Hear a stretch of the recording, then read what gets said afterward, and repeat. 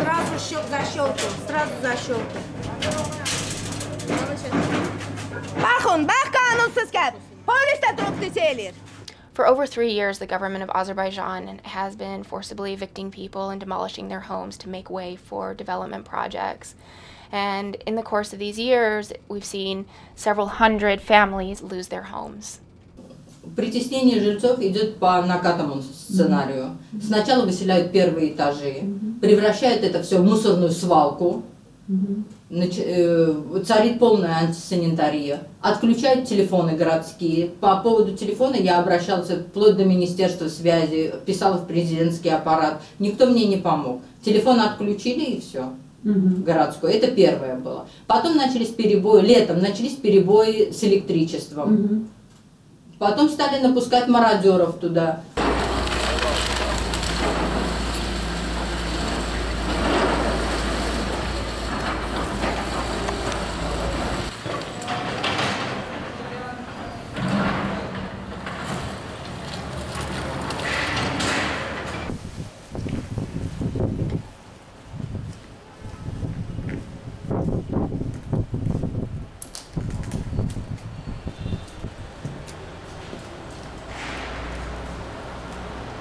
А затем ко мне подошли двое в штатском, подняли меня за руки и повели в машину полицейскую. Почему? Что они сказали? Я говорю, в чем дело? Говорят, что проедем в полицейский участок, там кое-что мы напишем.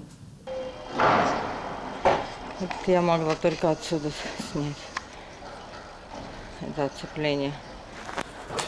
The authorities will come and forcibly remove people from their homes, force them onto the street with very little or no time to remove their personal possessions, and demolish the buildings right then and there. Я даже себе не представляю. Вот пока мы сидим, мы все-таки надеемся, что наш глаз дойдет до президента, который, в общем-то, приезжает сюда и видит последовательность вот этого вот нашего выселения, что он, наконец, откликается на наш крик о помощи, и что посадит своих чиновников за стол переговоров с нами. Потому что так невозможно обращаться с людьми. Мы граждане этой республики. Лично я ходила на выборы и выбирала президента. Вот я вам честно говорю.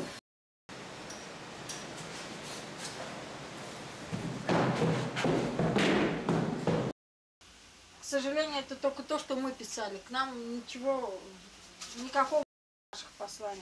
Наталья, вот эта хронология мне очень важна, так что...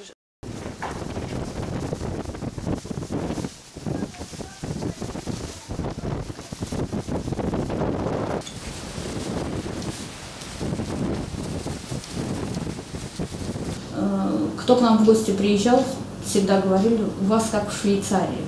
Можно тихо, спокойно отдохнуть. Очень зеленый район, тихий, спокойный, но в то же самое время очень близко было к городу. За 5 минут мы доезжали до центра города. От центра 5 минут езды.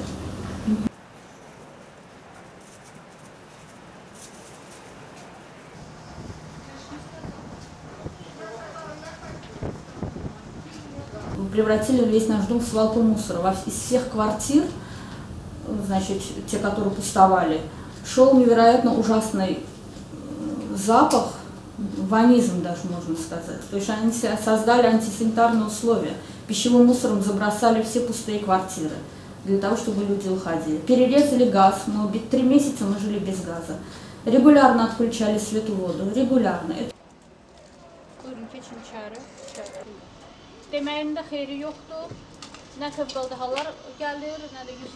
Ay kardeş, burada cemaat yaşayır axı. Niye sen sökürsün? Atırlar ki, iyi gəlsin milçək əlindən, nə bilim, başqa həşərat əlindən tərpənmək olmur. Bir sözlə sizin həyatınızı dözümsüz vəziyyətə Bizim gətirirlər. blokdur, buyurun. Bu da blokumuzun girişidir. Bu blokumuzun girişi. Blokumuzun girişini hətta yuxarıdında çəkə bilərsiniz, çünki... Это было ночью, мы спали, и вдруг резко мы почувствовали, я спала с детьми, я почувствовала, что дом трясется. Дом резкий был толчок. Как что? Ну, как землетрясение, наверное, даже не как землетрясение, хуже, просто был резкий удар. Они ковшом бульдозера стали ломать стену моих соседей. Well, the government of Azerbaijan must immediately halt the forced eviction and house demolitions until they can be carried out in a manner that respects people's rights and dignity.